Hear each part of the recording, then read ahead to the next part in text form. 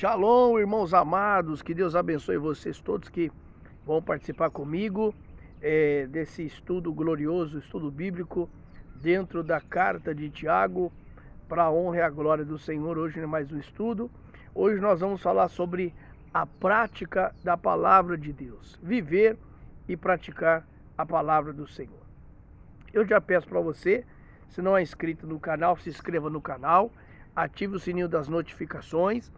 Também curta essa mensagem para a honra e a glória do Senhor Jesus. Deixe o seu like e, se você puder, compartilhe essa mensagem com mais pessoas e que o Espírito de Deus abençoe você de uma maneira tremenda e poderosa em tudo quanto você precisa, no nome de Jesus. Fica aí, porque eu tenho uma palavra de Deus para a sua vida, no nome de Jesus.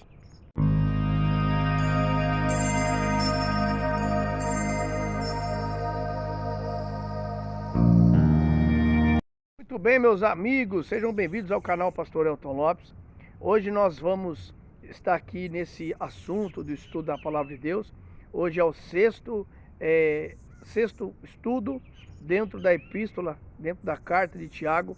Hoje nós vamos falar sobre a prática da Palavra de Deus, viver e praticar a Palavra do Senhor. Olha só que palavra gloriosa, que ensino glorioso o Espírito de Deus tem para as nossas vidas. Tiago, o capítulo 1, versículos 19 ao 27. Olha o que diz. Lembrem disto, meus queridos irmãos, cada um esteja pronto para ouvir, mas demore para falar e ficar com raiva. Porque a raiva humana não produz o que Deus aprova, certo? Vamos lá. Isso é um conselho maravilhoso que o apóstolo Tiago ele está dando à igreja do Senhor sobre a terra. Ele está dizendo, lembrem disso, meus irmãos. Cada um esteja pronto para ouvir, mas demore para falar e ficar com raiva. Meus irmãos, Deus nos deu uma boca e 2 ouvidos, para a gente ouvir mais e falar menos.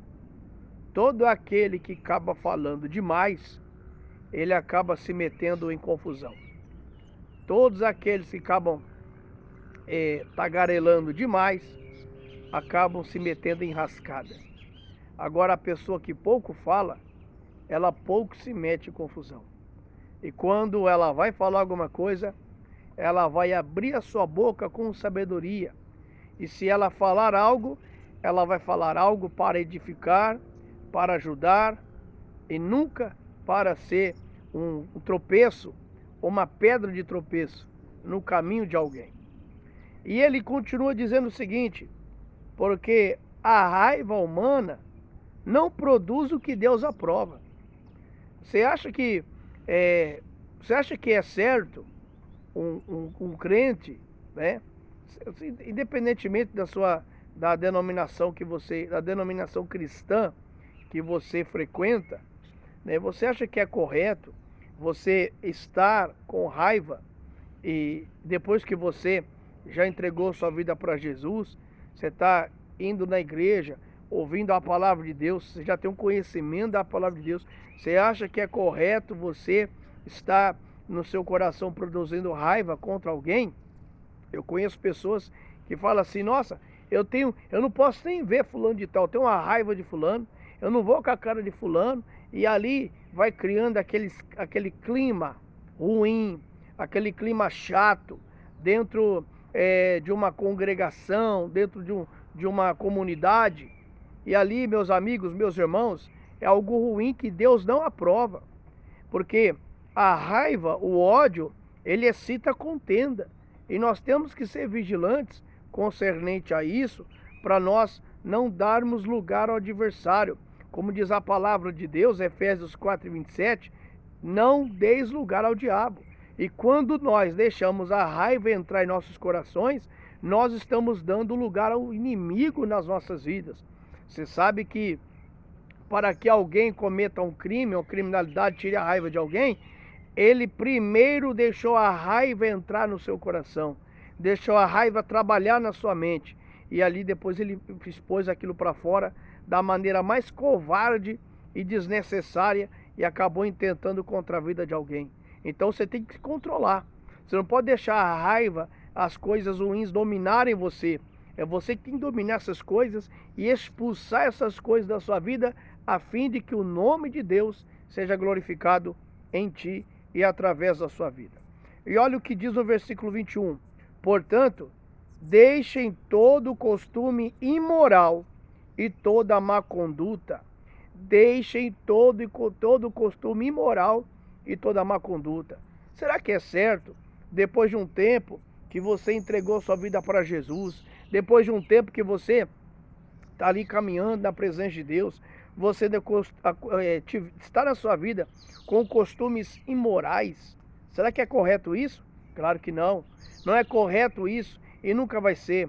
A imoralidade, ela é algo que temos que afastar das nossas vidas. Se você se chama e se denomina cristão, você se denomina um cristão, um servo de Deus, eu volto a dizer, independente da denominação cristã que você frequenta, se você diz que você é um cristão e continua com imoralidade, até hoje então você não se converteu, porque toda imoralidade e toda má conduta é algo que realmente demonstra que ainda a pessoa não nasceu de novo.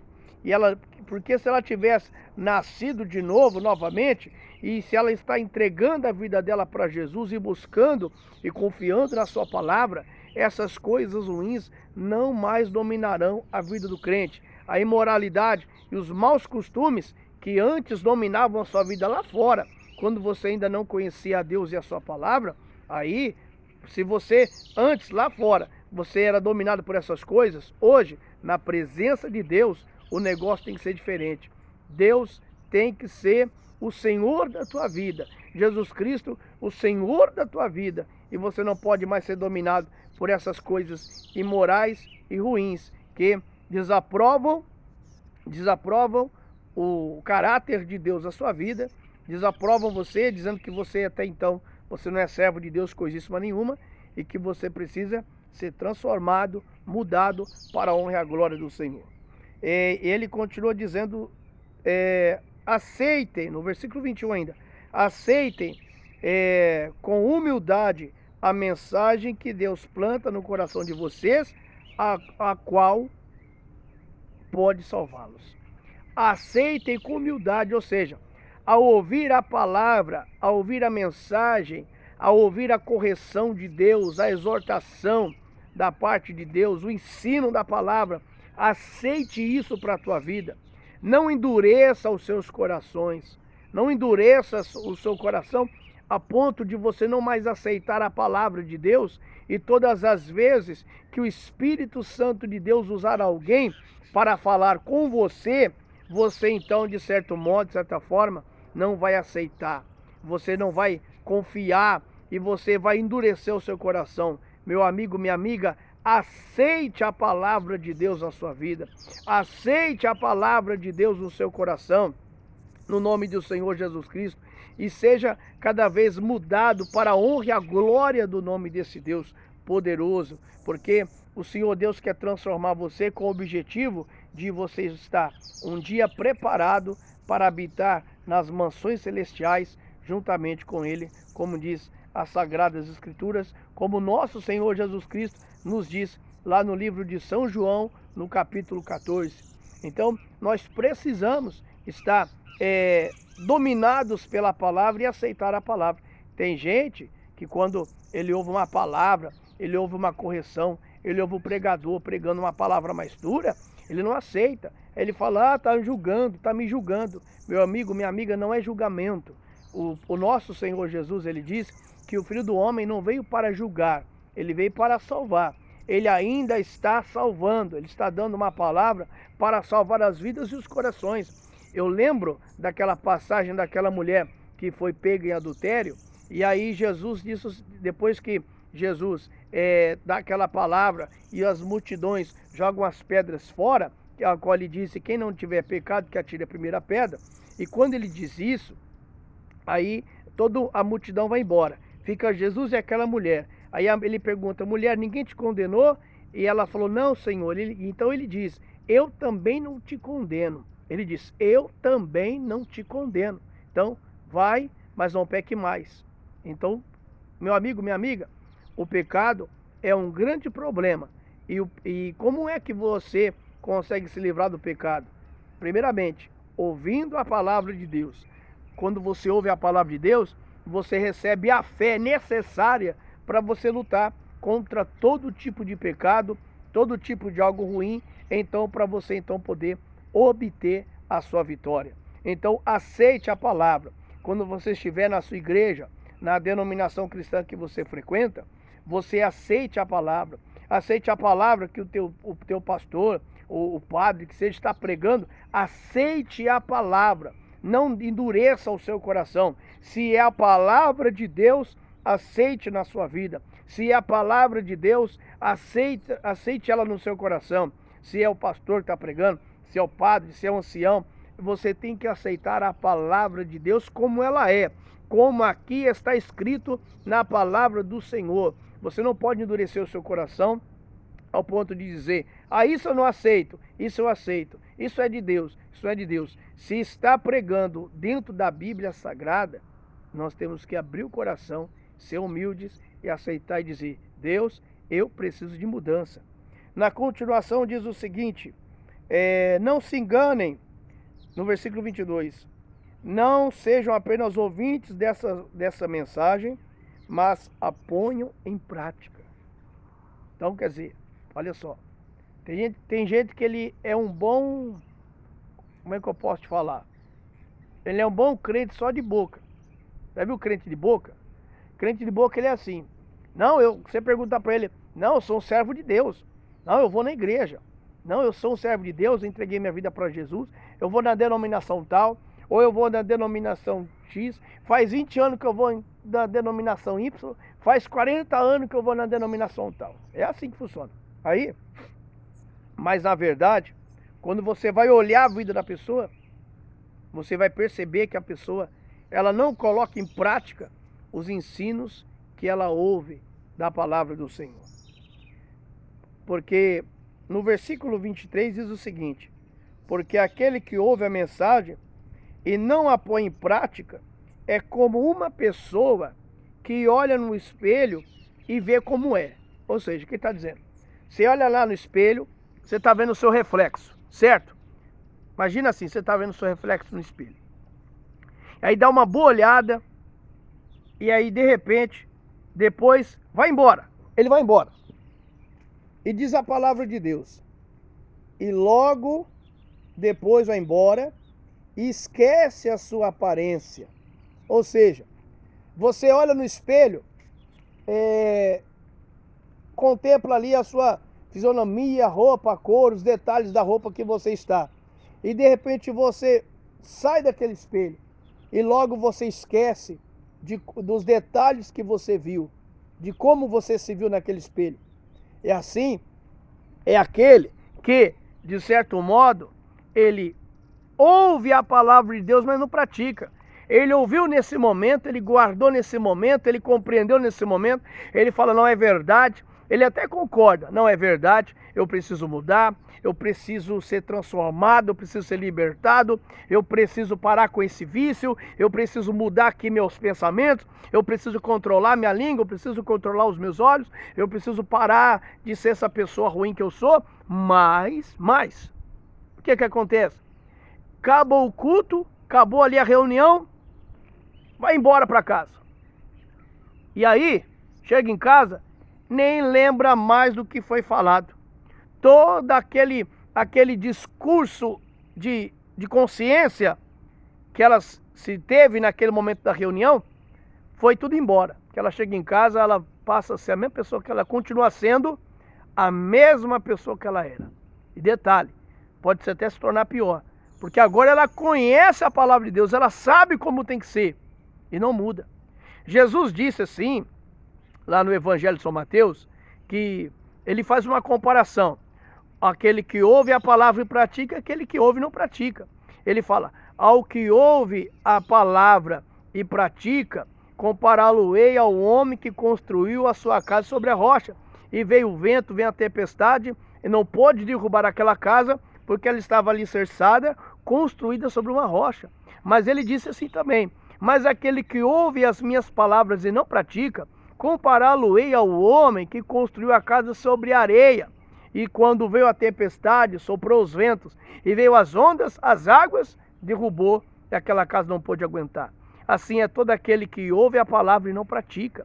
Então, quando você conhece a palavra e não coloca em prática, ou seja, não muda, não se converte de verdade, continua a mesma pessoa ruim, a mesma pessoa complicada de lidar, a mesma pessoa, os mesmos comportamentos lá de outrora, lá de onde você aceitar Jesus, a mesma pessoa ruim. Se você continuar do mesmo jeito, meu amigo, minha amiga, a hora que as ondas, o vento contrário soprar contra a tua vida, você não vai aguentar. Você não vai aguentar, você tem que mudar. A estrutura da tua casa, da tua vida tem que ser a palavra. E você tem que ser dominado pela palavra de Deus. E ele continua dizendo assim, no versículo 25, o evangelho é a lei perfeita que dá a liberdade às pessoas. O evangelho é a lei perfeita que dá liberdade às pessoas. Se alguém examina bem essa lei e não esquece, mas põe em prática, Deus vai abençoar tudo o que essa pessoa fizer. Deus vai abençoar tudo o que essa pessoa fizer. Olha que maravilha. Alguém está pensando, esse versículo aqui é lindo, hein? Olha só, versículo 26.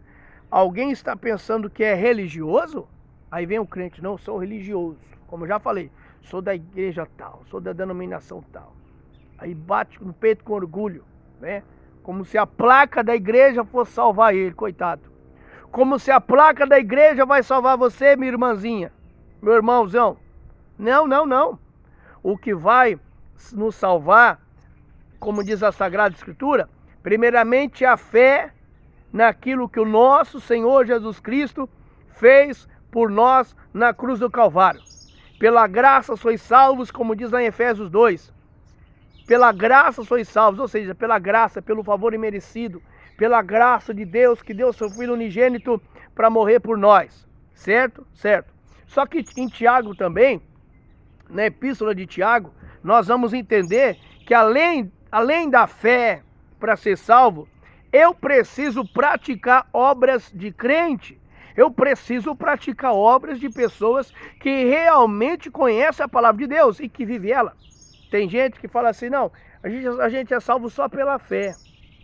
Mas se você não tiver obras, se você não tiver comportamento de crente, jeito de crente, firmeza de uma pessoa que conhece a palavra de Deus, personalidade de uma pessoa que realmente conhece a palavra de Deus, você acha que você vai ser salvo? Você acha que você vai ser salvo estando no adultério? Você acha que você vai ser salvo estando mentindo, roubando? Ah, mas hoje eu sou um servo de Deus. Você está na prostituição, na imoralidade. Você acha que você vai ser salvo? Mesmo porque um dia você aceitou Jesus, entregou a vida para Jesus, e pela fé você aceitou, você reconhece o que ele fez para a tua vida. Meu amigo, minha amiga, se não houver mudança de comportamento, nós não vamos alcançar a vida eterna, a salvação. Porque se eu sou salvo, se eu entreguei minha vida para Jesus, então eu tenho que praticar, a minha vida tem que ser mudada. Eu tenho que praticar obras de alguém que realmente serve e entregou a vida para Jesus. Então ele disse assim, alguém está pensando que é religioso, no versículo 26. Se não souber, aí ele fala, olha que mistério, hein?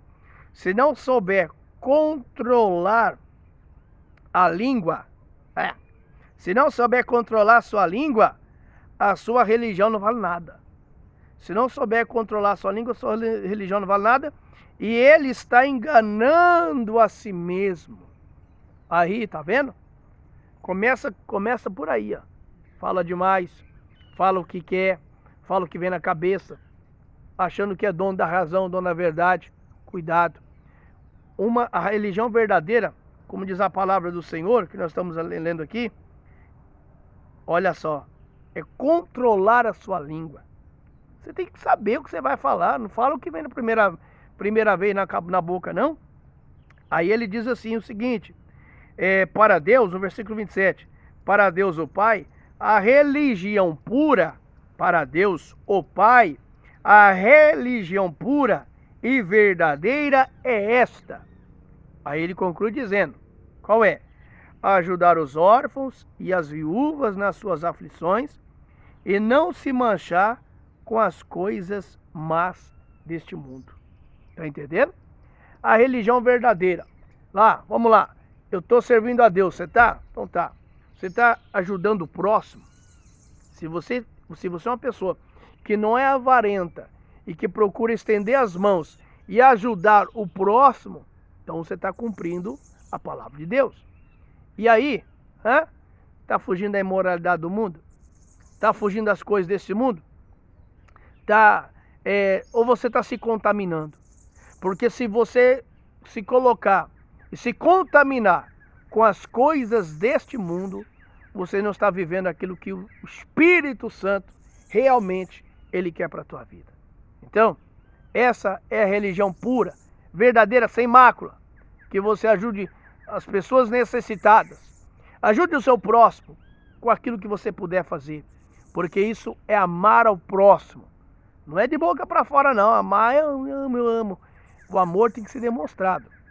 O amor não pode ficar só ali dentro, ele tem que ser demonstrado que você realmente ama o teu próximo, fazendo bem para ele, ajudando alguém e se guardando da contaminação das imundícias desse mundo. Ou seja, está na hora de você e eu sermos mais fiéis ao Senhor.